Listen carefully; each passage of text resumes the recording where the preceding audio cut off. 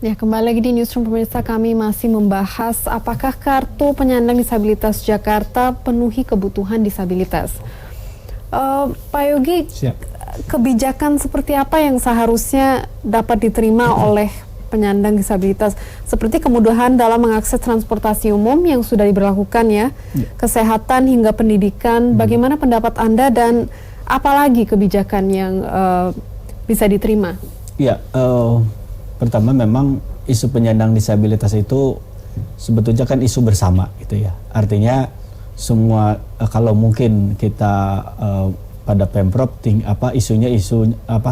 targetnya adalah semua isu SKPD gitu. Artinya semua pihak memang bertanggung jawab dalam hal pemenuhan penyandang disabilitas ini.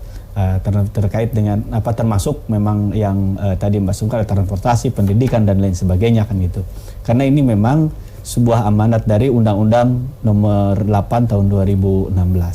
Nah, di mana memang sebetulnya kadang-kadang kan ada masyarakat yang itu mesti diistimewakan, bukan. Tapi penyandang disabilitas itu artinya harus dipandang khusus gitu ya. Dimana ada khusus berarti muncul prioritas gitu ya. Khusus misalnya pada tingkat rumah sakit misalnya. Rumah sakit begitu datang pelayanannya harus prioritas gitu ya. Karena kami sering menemukan mungkin hal-hal yang perlu disosialisasikan ke masyarakat atau ke pihak-pihak misalnya rumah sakit kah atau puskesmas dan lain sebagainya. Ketika ada penyandang disabilitas seperti saya, kalau ada running text saya tentunya tidak bisa baca gitu kan ya. Atau mungkin ada teman-teman yang tunarungu bicara, ketika ada suara panggilan tidak ada running text juga sama kan begitu. Artinya dalam hal ini pemangku kebijakan baik itu Pemprov maupun keseluruhan memang harus peka dengan itu. Jadi harus ada sensitivity disability training, artinya harus melatih kepekaan terhadap penyandang disabilitas. Karena terkait dengan kebutuhan penyandang disabilitas gitu. Oke, berarti menurut Mas Yogi sensitivity terhadap penyandang disabilitas masih kurang ya? Masih kurang. Memang perlu ada kampanye dan lain sebagainya. Itu juga tugas kita bersama, bukan hanya pada Pemprov tapi termasuk juga stakeholder termasuk penyandang disabilitasnya itu sendiri harus menyuarakan itu, termasuk tadi tertarik di depan terkait Dewan Pers yang masalah isu-isu disabilitas itu ada ratingnya ada kurang. Memang isu itu memang harus kita angkat sehingga permasalahan atau kebutuhan terkait masalah di penyandang disabilitas itu memang harus terjawab gitu, sehingga kita menjadi negara kita betul-betul menjadi negara inklusi kan gitu. Ya, oke Pak Yayat, tadi sebelum jeda Pak Yayat bilang ada data yang tidak statis ya. Itu bagaimana ditangani? Begini, jadi data itu data kami yang dapatkan dari Kementerian Sosial itu kami verify di lapangan. Karena kami punya anggota sampai ke tingkat kelurahan. Setelah diverify baru itu dimuskelkan. Setelah muskel masuk ke tingkat kecamatan sampai ke tingkat kota. Dari tingkat kota ke tingkat provinsi baru diusulkan lagi ke menjadi data BDT daerah yang benar-benar sudah valid.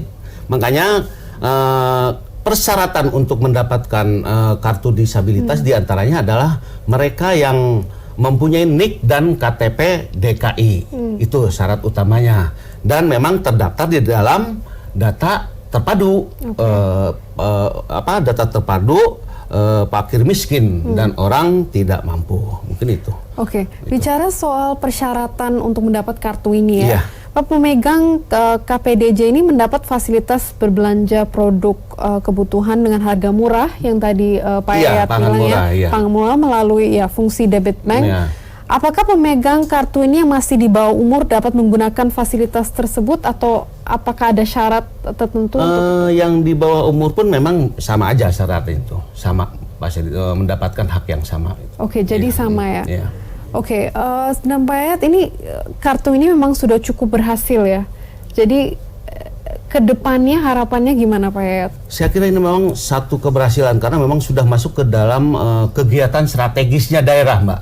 Kegiatan strategis daerah yang di Provinsi DKI Jakarta, bahwa mungkin ke depan dengan adanya kartu penyandang disabilitas diharapkan kartu ini bisa untuk meningkatkan taraf hidup kesejahteraan bagi para penyandang disabilitas. Gitu. Oke, Pak Yogi, menurut Pak Yogi apa yang bisa diimprovisasi selain kurang sensitivity itu? Apalagi yang bisa mungkin diimprovisasi dari kartu ini?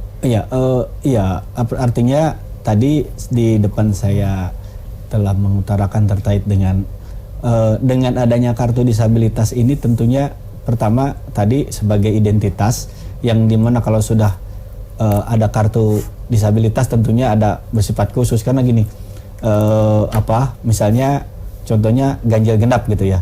Ganjil genap itu kan kalau teman-teman psikososial yang membawa mobil kan tentunya tidak kelihatan, atau membawa kendaraan yang lain tidak terlihat kalau dia disabilitas atau tidak kan gitu. Tapi ketika ada kartu disabilitas itu diharapkan bersifat khusus gitu kan. Oh ya, ternyata penyandang disabilitas kan gitu.